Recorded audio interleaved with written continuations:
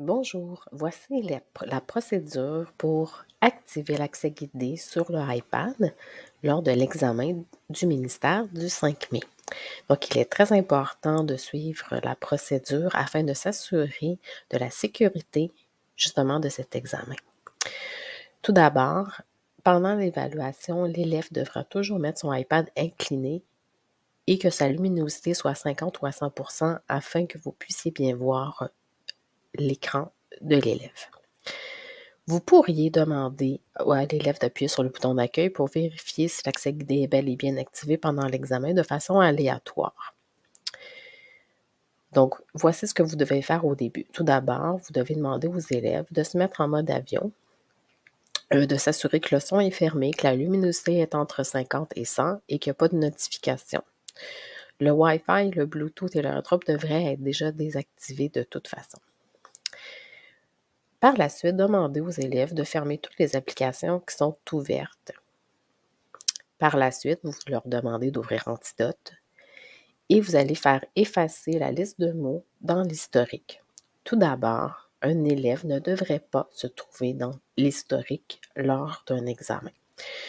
Pour la simple et bonne raison que le but dans l'examen, c'est de trouver des mots et ses définitions et de regarder l'orthographe. Fait que là, pour enlever l'historique, donc vous dites à l'élève d'aller dans l'horloge.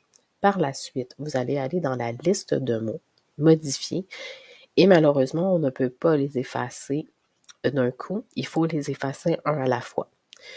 Logiquement, la liste de mots devrait être vide, mais on ne sait jamais. Elle peut être encore là.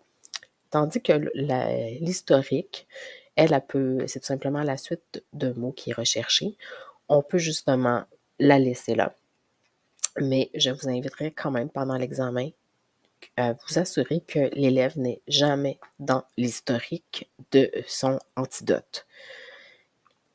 Par la suite, donc, vous allez aller dans la barre demander aux élèves d'aller dans la barre de recherche. Ils vont écrire bon examen et ils vont faire tout simplement un copier-coller pour tout simplement effacer les données du copier-coller. Donc, si un élève avait comme son texte de copier-coller auparavant, mais maintenant, on a effacé la mémoire cache justement du iPad. Maintenant, nous allons partir l'accès guidé. Donc, pour l'accès guidé, les élèves le savent, doivent aller dans accessibilité, accès guidé encore. Par la suite, régler les codes.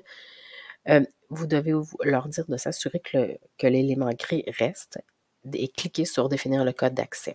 Et c'est là que vous rentrez en ligne de compte et vous devez prendre chacun des iPads et faire tout simplement le code.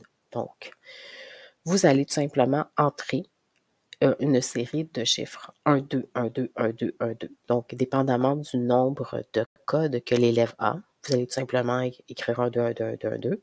Vous allez le faire une deuxième fois et vous allez cliquer 3 fois sur le bouton d'accueil et vous allez ouvrir Antidote et vous allez passer à l'autre élève. Donc, dès que vous voyez cette page-là, vous passez à un autre élève.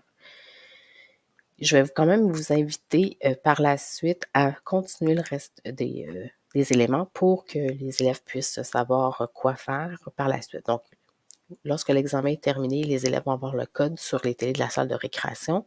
Vous ne leur dites pas à la fin. Et quand ils vont avoir terminé, ils vont cliquer 3 fois.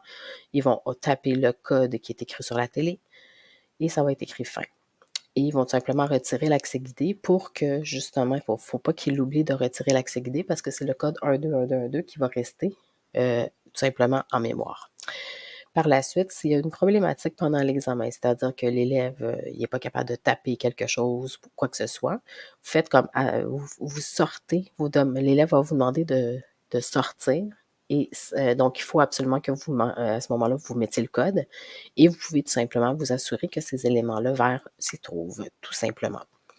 Donc, c'était tout simple. Et là, par la suite, vous pouvez justement distribuer les examens. Donc, cette étape-là doit être faite rapidement pour s'assurer d'une sécurité optimale durant l'examen, justement, de français.